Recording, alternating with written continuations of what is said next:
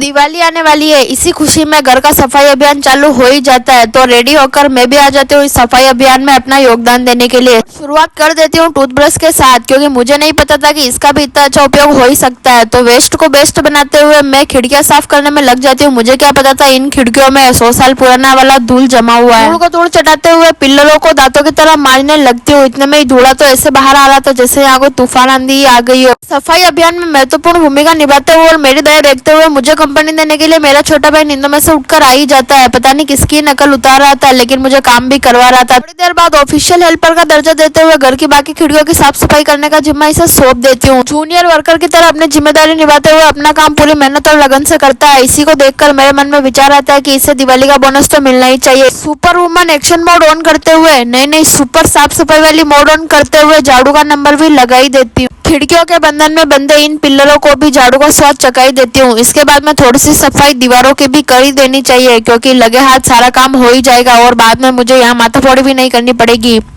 बाकी के कामों से डरते हुए और न करने के चक्कर में मैं बाहर टाइम पास करने का मन तो बना ही लेती हूँ, परंतु यहाँ भी मुझसे काम कहाँ हो रहा था, क्योंकि मुझे धूल से तो एलर्जी होती है। यहाँ मुझे छींकों पर छींके आना स्टार्ट हो ही गई। बाहर गया माता को देखकर मेरा मन भी अच्छा हो ही गया, तो बाहर आ ही जाती हूँ। वार्षिक उत्सव के प्रोग्राम का मजा लेते हुए और मेरा इंतजार करते हुए गया माता बाहर खड़ी हो ही जाती है। तो इसे इंतजार न करवाते हुए इसे इसकी रोटी दे देती हूँ और इसका लाड भी कर लेती हूँ, क्योंकि मुझे लाड करना अच्छा लगता है और गाय को लाड करवाना भी। मेरी नकल उतारते हुए ये भी गाय को भोजन करवा देता है। उसके बाद अंदर आकर मैं थोड़ा सिंगिंग का मूड बना लेती हूँ। आवाज तो फटे ढोल से भी बेकार है, गाने से अच्छा तो सुनना ही ज्यादा बढ़िया है। तो गाने सुनने का मूड बनाते हुए अपने कानों में ईयरबड्स डाल लेती हूँ और उसके बाद गाने चला ही देती हूँ। पता नहीं ये मेरा ईयरबड्स कभी कनेक्ट होगा, इसे कनेक्ट होने में बहुत ही टाइम लगता है। इतने में यहाँ थोड़ा निरीक्षण काम का करते हुए मेरा भाई सबको कंपनी देता ही है और लाइट की माँ को लाते हुए मैं लाइट चला ही देती हूँ। घर की मालकिन बिजी होते हुए भी थोड़ा सा ध्यान मुझ पर दे ही देती है। घर का इतना सारा काम देखकर मेरा मन तो क्या थैला उठाकर हिमालय ही चढ़ जाऊं। पता नहीं कितना ही बोझा अंदर डाल रखा है, इसे उठाकर पटक ही दिया, क्योंकि इसमें भी धूल जम गई है।